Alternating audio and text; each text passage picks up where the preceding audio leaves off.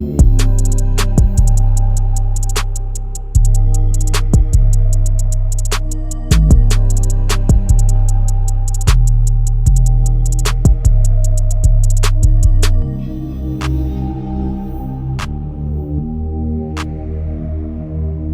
back to the Team to Be Miami Heat podcast, your one-stop shop for daily Miami Heat content. My name is Amir.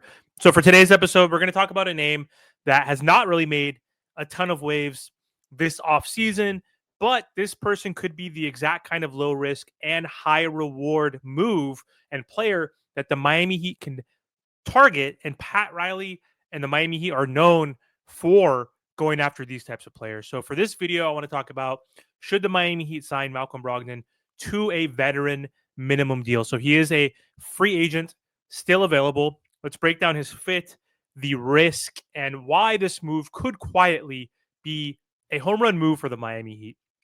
But before we do get started, don't forget to like, comment, share, and subscribe to the channel. Thank you for all the support. I appreciate it. So right now, the Miami Heat's point guard depth is kind of shaky. Like, we have Terry Rozier, who's not even a point guard. He's a combo guard. We have Tyler Hero. He's a shooting guard, kind of a combo guard. He has tried playing point guard. It hasn't really worked out well. Same with Terry Rozier. Terry Rozier is basically unplayable. He's not going to be in the rotation, hopefully. So that's not going to help our cause.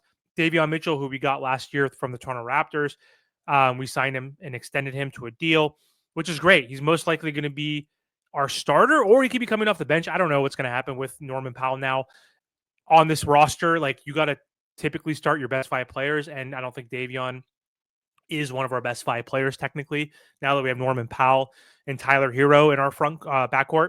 So it's very shaky. We have Drew Smith, who's not even on a standard contract. He's coming off 2 major injuries, an Achilles injury most recently, and that's tough. And with the way Eric Spoelstra tries to run his offense, that's built on precision, timing, ball movement, DHOs, and so having a smart, steady hand at the one is crucial, and we need depth.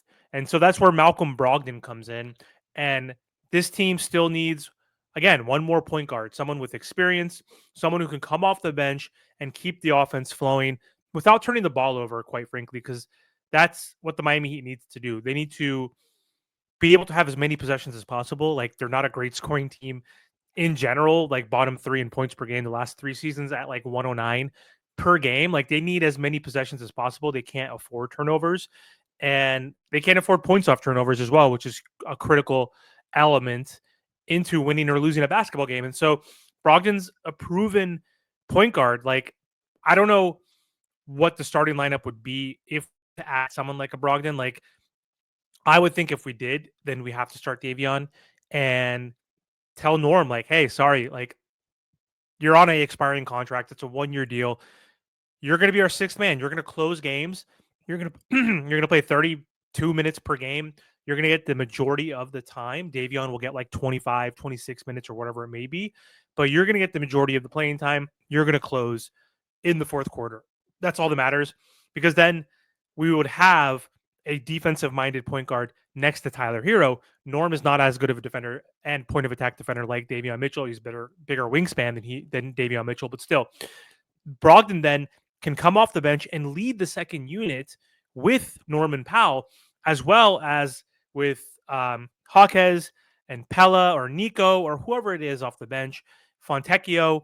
And so with that, Brogdon will have shooting around him. Powell, Fontecchio, Nico can shoot. Like, those are some guys that can shoot. Haywood Highsmith, is a 3-and-D player as well that we could put around him. So I think that's a good fit. And Brogdon, he's the former Rookie of the Year. He's shooting 40% from his career from 3. So this guy is also someone who's played real playoff minutes with the Celtics and with the Bucks in the past. He's not flashy, but he's efficient. And he does make the right plays. He keeps the ball moving. He defends at a solid level. And in fact, when he's healthy, which is basically never, he's one of the most reliable veterans in the league. So if we look at his stats over the last few years, especially last year, he played with the Wizards, only played 24 games. Again, always hurt, which is the biggest issue. But still, in his 24 games with them, he had 12.7 points, 3.8 rebounds, 4.1 assists, 0.5 steals. 3-point percentage was horrible last year, only 28%. But still, solid all around numbers. The year before that with the Trailblazers, he did play 39 games again, which is an issue, but was way more solid. 15.7 points, 3.8 rebounds, 5.5 assists, shot 41% from three. So if we go back to the Celtics year, which was 2022, he did play 67 games. So that was the most he's played, second most in his entire career, which is kind of crazy, man. Like every year he misses a ton of games, but when he was on the Pacers, he averaged 21 points, 19 points per game. Like he is a capable three-point shooter, scorer, and facilitator. As long as he gets the opportunity, has the ball in his hands. The only issue too, I'm thinking out loud now, is that if we want Nico to run that second unit, then that could kind of take away from him. But still, Nico can have the opportunity. Those two could be the ball handlers. Norm can play off ball, catch and shoot, and then obviously he can penetrate off the dribble. He's not the best, again, ball handler, so getting Norm off ball, I don't think is the worst idea. So if we look at that production when he does play, solid production for a guy who can slide into a bench role for the Miami Heat. And so, yes, again, the elephant in the room is his injury history. He's had issues with both his knees, his Achilles. He's missed chunks of every season since 2019. So that's not ideal. But here's the thing.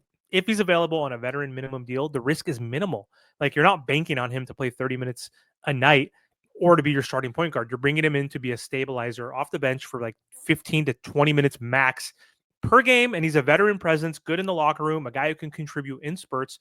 If he stays healthy, great. If not, the Heat have enough depth that they can manage to play without him. And he's the 15th guy on the roster. So low risk, possible high reward.